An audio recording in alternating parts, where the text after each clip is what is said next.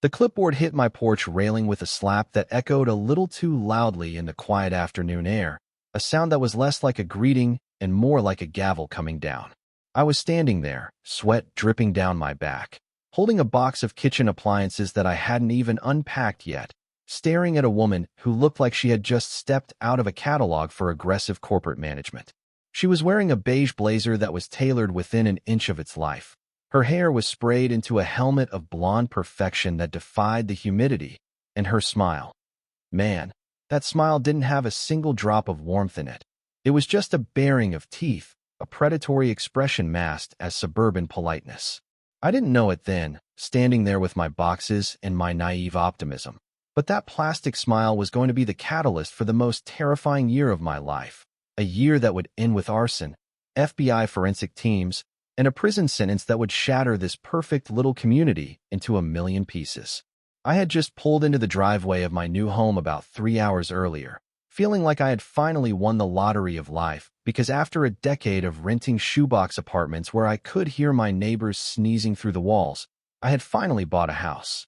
A modest, two-story craftsman with pale blue siding and a wraparound porch that sat exactly 45 feet outside the boundary line of the Oakwood Preserve Homeowners Association.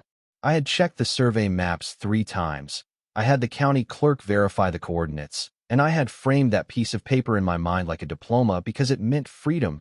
It meant I could park my truck in the driveway without a permit. I could paint my front door whatever color I wanted, and I didn't have to answer to a committee of bored retirees about the length of my grass.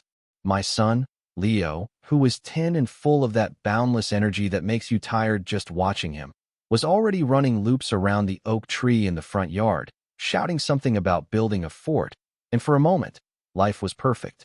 Then came the slap of the clipboard. "Welcome to the neighborhood," she said, her voice dripping with that fake, sugary sweetness that usually precedes an insult.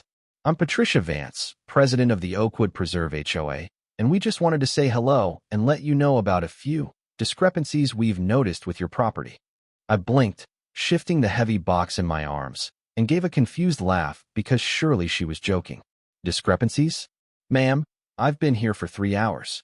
The ink isn't even dry on the deed, and more importantly, I'm not in your HOA. My property line ends 15 yards before your jurisdiction begins." Patricia didn't even blink. She just tapped a manicured fingernail against her paperwork. "Oh, we know where the lines are, Mr. Miller. But you see, Oakwood Preserve is a lifestyle, an aesthetic ecosystem, and your home, specifically that aggressive shade of blue and the unapproved species of hedge you have along the road, creates a visual dissonance that impacts our property values. We call it adjacent influence, and we expect our neighbors to harmonize with our standards." She pulled out a thick binder, opened it to a page marked with a red tab, and turned it toward me. "We require earth tones, sand, taupe, or dove gray. And that truck of yours, well, commercial vehicles aren't permitted to be visible from the street overnight, so you'll need to garage that immediately." I set the box down, the glass inside clinking, and looked her dead in the eye, dropping the polite neighbor act. "Patricia, look, I appreciate the welcome wagon, really I do. But I bought this house specifically because it's not in your club. I'm not painting my house beige, I'm not hiding my truck, and I'm definitely not reading your binder. Have a nice day." For a second, the mask slipped, just a fraction, and I saw something cold and hard behind her eyes, something that looked a lot like genuine hatred. She snapped the binder shut. "Cooperation makes life so much easier, Caleb. Resistance tends to be very expensive in this town. You'll find that out." She turned on her heel and walked away, her heels clicking on my pavement like a ticking clock, and as I watched her get into a silver luxury sedan, I felt a knot form in my stomach, the kind of instinctual warning you get when you realize you've just stepped on a snake. My neighbor, an old guy named Grady who looked like he'd been carved out of teak wood and cigarette smoke, was watching from his porch next door, leaning on a broom. He waited until Patricia's car was out of sight before he hobbled over to the fence line. "You poked the bear, son," he said, his voice gravelly and low. "That woman, she ruined the Peterson family last year over an unauthorized bird bath. They moved out in 6 months. You watch your back, she doesn't lose." I told myself Grady was just a dramatic old man, that Patricia was just a busybody with too much time, but the letters started arriving 3 days later. The first one was polite, a courtesy notice on thick, cream-colored stationery with the HOA letterhead, reminding me of the visual harmony guidelines. I threw it in the trash. The second one came 2 days later, levying a $500 fine for unauthorized exterior paint. I laughed and threw that one away too. By the second week, I had a stack of fines totaling $4,000 sitting on my kitchen counter, threatening legal action, liens on my property, and corrective measures, and it wasn't just mail anymore. I started seeing her car, that silver sedan, parked across the street at odd hours, just idling. Sometimes she was in it, sometimes it was empty, but it was always there, like a guard tower watching my movements. Then came the escalation, subtle at first, then terrifyingly direct. I woke up one Tuesday to find my tires slashed, not just one, but all 4 of them, sliced clean through the sidewalls with surgical precision. The police came, took a report, and shrugged, saying without video evidence it was just vandalism, probably kids. But I knew.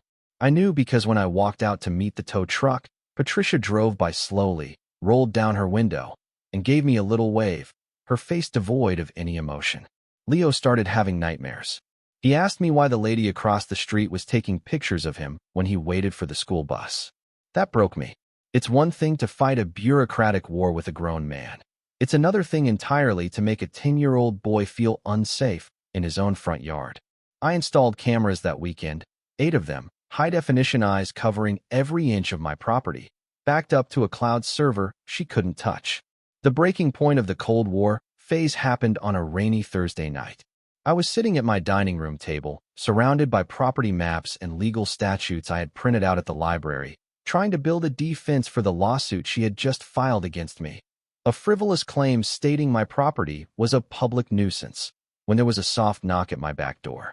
I checked the camera feed first, seeing a woman in a raincoat, shivering, clutching a plastic storage bin like it contained gold bars. I opened the door to find a woman I recognized from the few times I'd driven through the HOA. Sarah, the former treasurer who had resigned suddenly a few months back. "I shouldn't be here," she whispered, stepping into the kitchen and shaking off the rain. "If Patricia knows I'm talking to you, she'll ruin me." She has. She has files on everyone, Caleb. But I can't watch her do to you what she did to the others. She opened the bin on my kitchen table, and inside was the smoking gun, or rather, the smoking arsenal. It was years of financial records, emails, internal memos, and bid sheets. "Look at this," Sarah said, pointing to a ledger. "Every fine she collects, every legal fee the HOA pays. Look at the recipient." I traced the line with my finger. "Vance and Associates."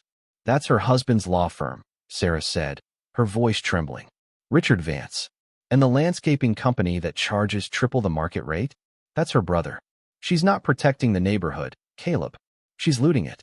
She manufactures violations to generate legal fees for her husband. It's a machine. A money laundering machine wrapped in a homeowners association." We spent the next 6 hours going through it all. It was staggering. Embezzlement, fraud, extortion. It was a racketeering operation straight out of a mob movie, operating in broad daylight under the guise of maintaining property values. I realized then that I wasn't just fighting a Karen. I was fighting a criminal enterprise. We took the evidence to a lawyer the next day, a sharp-eyed shark of a woman named Elena who looked at the documents and actually smiled, showing teeth. "This isn't a civil dispute," she said, leaning back in her chair. "This is RICO. This is federal. But we need to bait the trap. We let the lawsuit proceed. We let her testify under oath. We let her lie on the record. And then we dropped the hammer."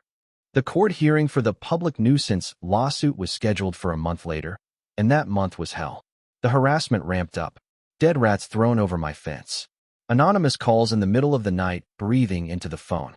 A brick through my living room window with a note wrapped around it that read, "Leave or die." I sent Leo to stay with his grandmother 2 towns over because I couldn't risk him being there, and the house felt empty and haunted without him.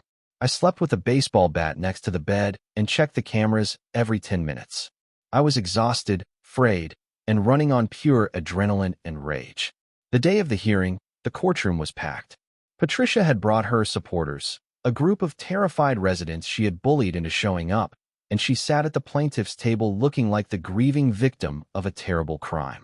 Her husband, Richard, was her lawyer, a smug, oily man with a comb-over and a suit that cost more than my truck.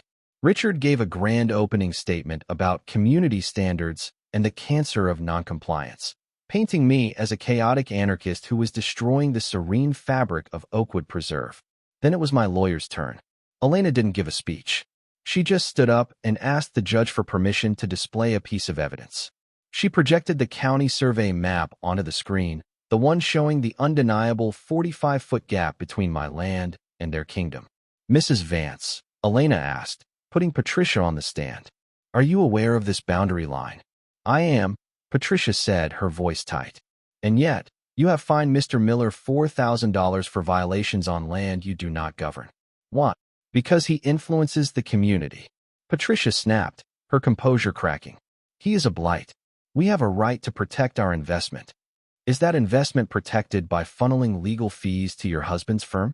Elena asked, her voice dropping to a dangerous whisper. Before Richard could object, she flashed the next slide, the ledger Sarah had given me. "Can you explain why 90% of the HOA's revenue is paid out to Vance and Associates for consulting fees regarding properties that aren't even in the HOA?" The silence in that courtroom was heavy enough to crush a man. Richard Vance turned pale, gripping the table. Patricia looked like she had swallowed a lemon. The judge, a no-nonsense woman who had clearly seen enough, leaned over the bench. "Mrs. Vance, I am ordering a full forensic audit of your association's finances, effective immediately. And if I find 1 cent out of place, you won't be going home to your manicured lawn." We won the battle that day.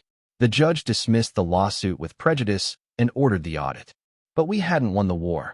I saw the look on Patricia's face as she stormed out of the courtroom. It wasn't fear anymore. It was desperation. And desperate people are dangerous. 3 nights later, I was alone in the house. It was 2 a.m., the kind of deep, dark silence you only get in the suburbs. I was dozing on the couch, the TV flickering with static, when the explosion happened. It wasn't a movie explosion. It was a whoosh of air followed by a roar that shook the floorboards. I bolted up, coughing, the smell of gasoline instantly choking me. The entire attached garage was engulfed in flames, the fire licking up the side of the house, eating the vinyl siding, smashing the windows with heat. I grabbed my phone and scrambled out the back door, barefoot, feeling the heat sear the hair on my arms. I stood in the backyard, watching my dream home, the pale blue house I had fought so hard for, turning into a torch against the night sky. The sirens were already wailing in the distance, but I wasn't looking at the fire trucks. I was looking at my phone, pulling up the cloud backup of the security cameras. And there it was, crystal clear in 4K night vision. A figure walking up the driveway carrying a red jerry can. He was wearing a hoodie and a mask, but as he poured the gas, he stumbled slightly, reaching out to steady himself against the garage door. The camera zoomed in on his hand. On his right ring finger was a massive, distinctive gold ring with a ruby setting, a university-class ring. I froze. I had stared at that exact ring for 3 hours in court 2 days ago. It was Richard Vance's hand. The fire department saved the main structure of the house, but the garage and my truck were slag. As the embers were still glowing, the police detective, a guy named Miller, no relation, but we bonded over it, was watching the footage on my iPad. "That's a pretty distinct ring," Detective Miller said, pausing the video. "And look at the shoes. Those are Italian loafers. Who commits arson in Italian loafers?" "A lawyer who thinks he's untouchable," I said, my voice raspy from the smoke. "They arrested Richard Vance at 6 a.m. They found the shoes in his trunk, smelling like gasoline. They found the jerry can in his shed. He cracked before they even got him into the interrogation room. He was a soft man, a bully who used paper, not fire, and when the handcuffs clicked, he started singing like a canary to save his own skin.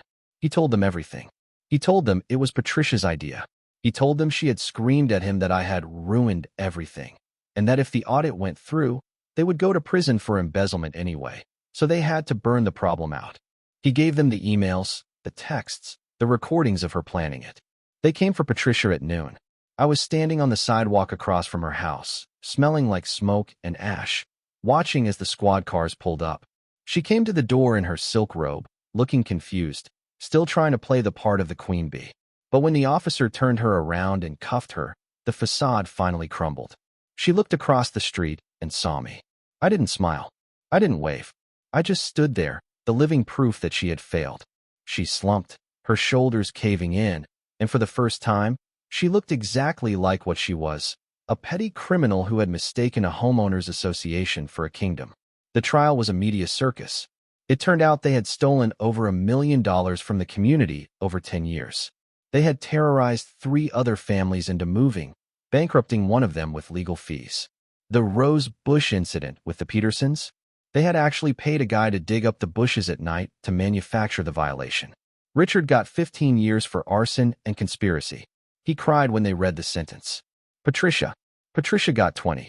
RICO charges, conspiracy to commit murder because I was in the house, fraud, embezzlement. The judge threw the book at her, then the library, then the shelf the library sat on. 6 months later, I was back in my house. The insurance had covered the repairs, and I decided to make a few changes. I painted the front door a bright, cheerful yellow, the exact color of the sun. The HOA was dissolved by the state. The assets ceased to pay restitution to the victims. We formed a new neighborhood group, a voluntary one, with Sarah as the head. No fines, no binders, just a yearly barbecue and a number to call if your cat got stuck in a tree. I went to visit Patricia once, about a year into her sentence. I don't know why exactly. Maybe I needed closure. Maybe I wanted to see if the monster was real. She walked into the visitation room wearing a gray jumpsuit that washed her out, making her look small and old. The hairspray was gone, the makeup was gone. She sat down behind the glass and picked up the phone. She didn't look angry anymore. She just looked tired. "Why did you come?" she asked, her voice hollow. "I wanted to ask you something," I said. "Was it worth it? The power? Ruling over a few blocks of suburbia? Was it worth losing your life over?" She looked down at her hands, the manicured nails gone, replaced by short, rough stubs. "I thought I was making it perfect," she whispered. "I thought I was the only one who could keep the chaos away." "Patricia," I said softly, "you were the chaos." I hung up the phone and walked out into the sunlight. Leo was waiting in the car, reading a comic book. He looked up and smiled when he saw me. "Ready to go home, Dad?" "Yeah," I said, starting the engine. "Let's go home." Driving back, seeing the houses whiz by, seeing the lack of perfect uniformity, seeing a purple door here, an overgrown garden there, I realized that true community isn't about rules or property values or visual harmony. It's about neighbors who look out for each other, not watch each other. It's about the freedom to be imperfect together. But it makes you wonder, doesn't it? How many Patricius are out there right now, sitting on boards, clutching clipboards, measuring grass with rulers, convinced they are the heroes of the story? How much power do we give these little tyrants just because we're too polite to say no? I fought back and I won, but I lost a year of peace and almost lost my life. So, I'm asking you, where do you draw the line? At the fine? At the lawsuit? Or do you wait until the smoke wakes you up at 2 a.m.? Let me know what you think in the comments below, because I have a feeling my story isn't as unique as I wish it was. Stay safe out there, and check your property lines.